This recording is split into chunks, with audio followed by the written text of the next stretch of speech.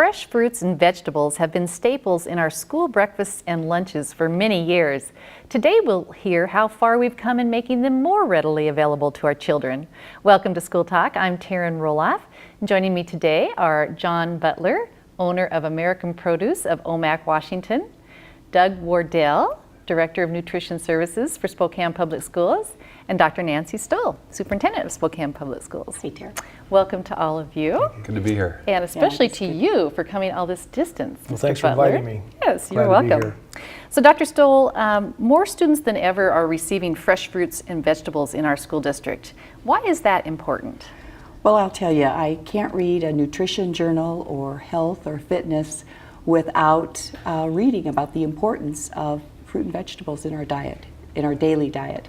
The amount of servings is pretty significant, so it's really important that children develop a habit of eating fruits and vegetables when they're young, and they carry that through with them into adulthood. And also, when children have good nutrition, it makes learning much more possible for them. So it's very important for our children. And Doug, under your leadership, we really have grown that opportunity. We've had great opportunities. The school meal program is required to meet 1/3 of the recommended dietary allowance, so the program has always had that nutrition foundation, but we have moved to offering fresh fruit and vegetable bars at all of our elementary schools, at the middle and high schools. They have, I was just at high school, and we had fresh strawberries, pea pods, salads, I mean things selections you wouldn't have seen 15, 20 years ago. But really what the big jump has happened, we have received a $275,000 grant for fresh fruits and vegetables at our 10 highest need schools. So those elementary schools where kids have the highest need and probably don't see fresh fruits and vegetables at home because of the cost, they're getting fresh fruit and vegetables in the classroom every single day. And I can't not, every building I walk into, the teachers will stop me and say, this is the greatest program. Our kids love it. And the fact is, they're studying better, they're attentive, they're not hungry, they're not fidgety, and they're eating jicama, they're eating pea pods, they're eating fruits and vegetables that they would never eat. They're eating them very well. So what you're saying is we've had fresh fruits and vegetables in our lunch and breakfast lines, but we now have them in many of our school classrooms. Yes, teachers have often provided snacks. I mean, to keep kids in kindergarten, or especially the younger kids, they'll have a snack time, and they've been asking, what can we do? Well, the United States Department of Agriculture finally came out with a few grants, and there's a lot of paperwork to the program, but this one program to bring fresh fruits and vegetables, exactly what kids need to be modeling, exactly what they need to be snacking on, and put it into the schools that have the highest need, it's wonderful, absolutely wonderful. Very good. And Mr. Butler, we've been working with you for about 5 years. Correct. And you have been providing many of those, especially the fruits. Is that my understanding? Yes, and we're looking at some new options, yes. Yeah, we have new options available today. We've been working with Spokane for about 5 years. We work with about 80 school districts in Washington and Idaho, and in Washington we work with another 15 districts that are participating in the fresh fruit and vegetable program. So I hear the same thing Doug's been talking about. It's just a win-win for everyone. The students are doing better, and it's certainly good for the farmers. It's an outlet for us to get our products into our future customers, and it's just a real positive scenario for us. And it's from your local farm, right? It's from our local farms, exactly. Everything that comes out of my company is either off of my farm or local farms in the Okanagan Valley. And particularly with our stone fruits, our plums, pluots, nectarines, sometimes our schools are the only venue these growers have to sell their products, so it is definitely a benefit for the local farmers. And what a new idea. I mean, I just think that's very entrepreneurial to make that connection with the schools that you did and organize other farmers to contribute to Thank you. that. So, well, one thing we noticed in the school market was, I mean, the schools were typically getting a product that we didn't think was adequate, the small red delicious, those kind of things. They weren't tree ripened. We try to focus on a product that is really an enjoyment to eat for the kids. Our plums, pluots, nectarines are always tree ripened and ready to go when the schools get them. And it takes a little bit of extra work on Doug's side, on his staff, because sometimes Mother Nature doesn't cooperate and we have to call them and tell them we're a day or two behind on harvesting.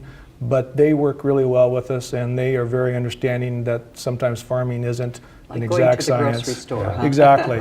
And I would just point out that what John and his farm have done, it's been difficult to find farms that can come up to the plate and buy the equipment to slice And I mean, the capital investment that he's had to make just to take this leap. We tried for a couple of years when we first got our fruit and vegetable grant to have some other local growers, and they made some great efforts, but we have 30,000 students. We have 50 facilities that they have to deliver to, and when we need product, we need 150 or 200 cases or more. And that kind of volume and the logistics that come with the larger organization, there aren't a lot of farms that are willing to take that kind of step, and American Produce is really, that's a big leap, and they really work hard to take care of us, which has been a real blessing. And you mentioned slicing, so it's not always the whole No. thing. So Correct. let's show some of the Sure. examples Yeah, here You of bet. Let's set some of these what up you here. do. Yeah. This is our 2-ounce slice, that packet that we do for most of our schools. We started developing this in 2002, 2003, and we use a little different process than a lot of other producers. We use a spray technique, which we think has less aftertaste on the product. I think it's a safer application. It's sprayed with a product called Nature Seal to preserve it, but it's a vitamin C compound. Oh, okay. And, I was wondering what you did to keep it. Yeah, it's a calcium ascorbic acid, and it's we put such a fine amount on there, we do not have to list it as a nutrient or our value on our nutrient values chart, but we do. We list it so everyone knows. But we have a 2-ounce packet that's real popular with our schools. We have a bulk 3-pound bag that we sell to our schools. And then we went out to our schools also and asked them if they had any use for like wedged oranges. Well, most of them said no, but we put out some samples, and within 2 weeks we were doing 50,000 packets of these, because schools' time is a big cost factor and labor. And so we learned early on, if we can do it cheaper and faster and easier, that they're willing to participate in it usually. And here's a key for moms and dads, and we talked about this a little earlier. Putting in a whole piece of fruit and put it like back in the back cabinet, it doesn't get eaten. Yeah, you you're right. slice that product, you cut that up, and you put it out on the table, or you make it available, and all of a sudden it's gone.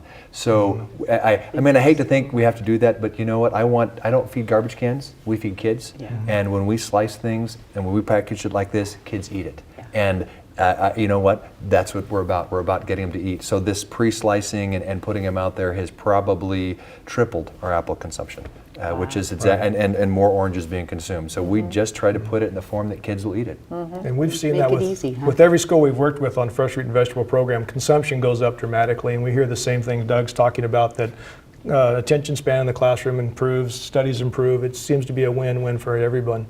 And we're trying to work with local growers on vegetables also. We're trying to get into, right now we're doing a test market in Pasco with some sliced cucumbers. And we're just kind of asking the schools, what would you like to see in a single serve bag for these programs? And with my company, we have the equipment that we can mix and match things to, maybe fill a need that they'd like to see. And we don't have the manufacturing plant, so to not have to own the equipment and go into that capital expenditure. And now that he's got the equipment, he's starting to use and pull in other local farmers. That's a real win-win. And part of what we're doing is bringing this into the classroom. And so as we're offering in the classroom, it's got to be, we have custodians to think about. That's we right. have all these other processes, and keep them clean and contained and not too messy. And the teaching staff have been great, but having products like this is really helpful. Well, I do know, as I've been visiting some elementary classrooms this year, teachers take time for snacks. Yeah.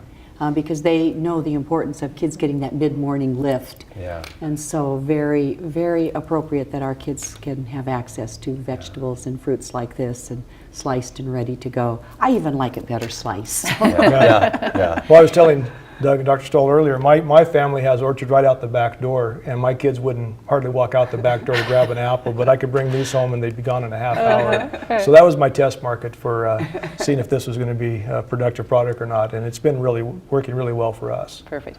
And one of you alluded to, obviously the importance for all children to have fresh fruits and vegetables, but in Spokane we have so many of our children who do live in poverty, sadly, and sometimes fruits and vegetables are expensive. So Doug, talk a little bit about the free breakfast that we're providing at 3 of our highest need elementary schools. We have been trying to look, it's difficult when kids show up and they're hungry. We don't like to put kids between a parent and the system. They show up, they're hungry, we want to take care of them. And at our highest need schools, Have to have filled out forms. it is, and all the red tape. there's the tape and bureaucracy. process. When we accept the USDA dollars, we have to follow the USDA rules, and that's a part of the program, and that's just a part of where we are. But we have our 3 highest elementaries have free introduced: Logan, Stevens, and Holmes Elementary School. And there's a provision called Provision 2 where we can give the meal, in this case breakfast, free to all kids. And if we get a high enough participation, the volume, we only have to pay for the pot and the serving line and some of the fixed cost once. Well, if we get past 70% participation, the reimbursement, we get reimbursement for the free student and the reduced student, and we also get a reimbursement for the paid student. All those revenues together will cover the cost of the paid students' money, the reduced students' money, and even the teaching staff to help model it. So we're giving free breakfast to the staff and to the students, but most focused on getting those students to eat, and if we hit that 70%, we break even.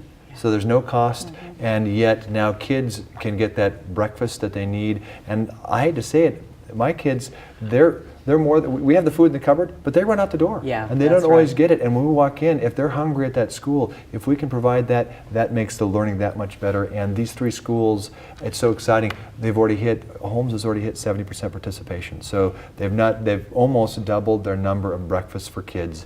And the staff is making the comment, it is a great thing for the kids to be focused and ready to learn. Well, and if you say staff are participating as Yes, well, so yes. they can remind kids, say, gee, I didn't see you at breakfast this morning. This is a great thing. Come on down and have Yeah. breakfast with me. Absolutely. So it's that. Well, and the USDA recognizes that for the Fresh Fruit and Vegetable Program, adults are a part of the program. The funding is intended when adults model, they're more likely to do it. We're great examples. At home, I hope parents are doing more of that. You know, put down the sugary soda, have some water on the table, and before dinner, put out some sliced vegetables. You know, whatever they are, whether pea pods, green beans cold are great, or you know, what sliced fruit. But get those products out, and we're seeing that with this free breakfast program, there's a lot of excitement. And if we can, if it's affordable, we have to be a break-even service. We're here to keep classroom dollars in the classroom.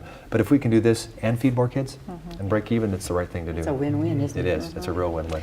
We don't have a whole lot of time, but I want you to talk just a little bit about some of the other new things that are going on in nutrition services. Well, we've got a number of things. The Healthy Hunger Free Kids Act, say that 10 times fast, of 2010 was signed in, and it required more fresh fruits and vegetables. So we're Good for John. It is. So we're doing more of those. It's requiring water in all their lunchrooms. So we're providing water. If we don't have a drinking fountain, we're providing cups, and we're seeing even at Rogers High School, the kids are grabbing and drinking more fresh water.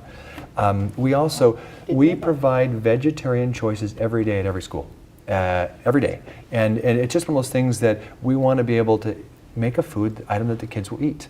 And so that's something that's available. If parents don't know, it's available. And if we can make some modifications, we do. We have 30,000 mouths to feed, and so it's a challenge for us to make some adjustments, but we really have tried to build in that choice. And having a vegetarian meal once a week at home is a good practice for all of us. It is. The other thing we have is we offer soy milk and lactose-free milk. We used to have parents call and say, my child won't drink milk, or they're sensitive to that, and we had to have a diet prescription form, another piece of paperwork. Now, it's more expensive. It's 3 times the cost of my normal milk, but now parents can show up, and if they want their kids to have soy milk, or if they want their kids to have lactose-free milk for a reason, they can just, it's right there on the line, they can have the choice in the offering. I did not know that. And so again, this is just one more way. Believe it or not, parents, we're really trying to reduce paperwork and trying to make it easier, and we could do that and still cover our costs. And so we've just done that at every single school, made those offerings available, and we think that's real important for our parents and our kids to know. And we also wanted to talk just a little bit about the online opportunity to pay for those who do pay for their meals. We That's have changed. we have online payment opportunities for the school store, but then we have a program called My Lunch Money. And the neat part about that is they can set up an account for their child, and they don't have to make a deposit, but they can see the meal history. So they go in, sign up, and if they choose to, though, they can make a deposit online, and it is put into their student's account within hopefully a handful of hours. So you know what, as expensive as gas is, and there's a small fee, it's a small fee whether they do $5 or $100. My recommendation is the bigger amount's a better value. But boy, if you're having to drive 15 miles or so back and forth, total, it's worth the $1.95 fee to just make that deposit, and you can take a glance and see what your kid's been eating. So they can always pay the normal fashion. They can bring the deposit and don't have to, but for those parents who would like to take advantage of that online, it's mylunchmoney.com, and they simply go to our website, they look at the parent resource, and they can click, and it takes them right to the link. Well, it's a great program, our nutrition services, what we offer children. And I just really like the collaboration on the fruits and vegetables with our community, John, with you, Thank you. with other farmers. That's so powerful. And I thank you for doing that with us. Well, thank you for working with us. We know it's not easy to take on new vendors and the paperwork involved with that, but your district and others have been very easy to work with, and they really want this to be a win-win again for everyone. And to kind of put it into perspective so people know the size of the Spokane Public Schools, we're one of the biggest restaurants in town, and just the fruit and vegetable grant by itself is $275,000 in fresh fruits and vegetables for the kids. And the bulk of those dollars are going to a local farmer who's providing incredible product for us, and our kids are benefiting. And fact is, you know, John and I have talked, and we haven't done this for a while, but we'll bring it back in. We'll bring a little tour and we can teach about farming. He's brought in and actually provided information so kids can get this connection. This is the real deal. This is the farmer here who lives just up north, who's making a living on the land, providing a great product right here in school, and that connection is huge and important for our kids. Very good. Well, thank you so much. Thanks for having me You today. bet. And thank John. you. Thank you for joining us on this edition of School Talk.